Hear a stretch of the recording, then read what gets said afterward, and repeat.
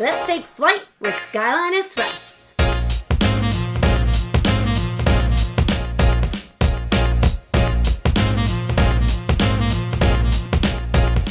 If you're watching this video, hopefully you've watched some of the how to play videos. We're not going to get into that because the ones we've seen are awesome and we can't really add much to that space. But what we are going to talk about is replayability. So Skyline Express is a set collection game. In the game, you're essentially just trying to fill up your seating carts on your Skyline Express train with guests that have to fit a certain criteria to match this scoring. In this game, there are 3 different ways in order to score points. You can score points off of the main goals, which change in each of the 3 phases. You can score points by meeting certain persona goals of certain characters or passengers that are sitting in your train, and by fulfilling different service cards. So I have to say, I like this game more than I originally thought I would. I thought it would just be a lighter set collection game, which it kind of is, but it's almost elegant in my mind, where everything's open information, so I can see what Lisa's doing, I can see what the other players are trying to do, but I'm still trying to collect and set my own little cabooses, I guess. Are they cabooses? No, cabooses at the end of the train. Cabooses at the end, just, I guess, compartments. Cars. So yes, you have a car, whether it's in this green section or this red section, and you're trying to fit people just to match your VP. So it's a very simple mechanic. You can teach it literally in about like 3 minutes. But there's still enough thinking going on because you're trying to think about what you want to do now, and then you're trying to think about what you're trying to do later on. Yeah, and the neat part is every time you set up this game, it's going to have a different setup. So there's going to be different goals. You're going to have different passengers pulled for each of the 3 different rounds. And you're going to have different service tiles.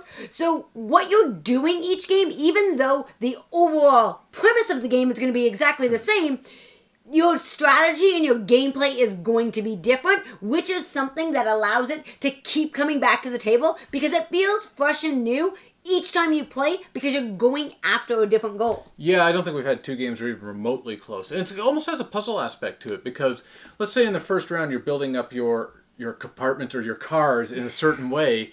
For round 2 and round 3, you might have to completely change what those look like. So you have to put down some of your other cubes to try to move passengers. Okay, this guy needs to go over here, swap with this girl, and you have to do some different things. And there's also the persona VIPs, if you can get into that. Yeah, so, well, first, I'm going to touch on the fact that he said that you can move people around. So there is a way to manipulate your board and actually move people. So it is that puzzle, right? You put your people in for the round phase 1, but then in round 2, you're going to want to move those people around to try to maximize your points. And then these personas that you get, they're a person who you're putting in, and you want to seat them with the appropriate people so that you score additional points. So they may want to sit with an artist and a soldier, and they may want to sit in a red car next to a window. So these are all things that you might have to manipulate in your board, and then next round you may want to move them to a different car based on another goal. And then the really interesting thing is, right in the box there was an expansion,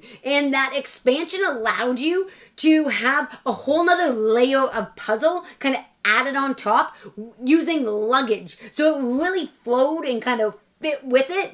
And I found that it really, even though it's simple to understand, I found it really added an extra layer of thinking. Definitely, I wouldn't play without the luggage. So I think it adds that extra little level of thinking as well to the game. So. Yeah, and originally we thought the game might be slightly overproduced for what it is. Now, granted, we did have a prototype, but as you got playing, everything fit perfectly. It was easy to maneuver, great to set up.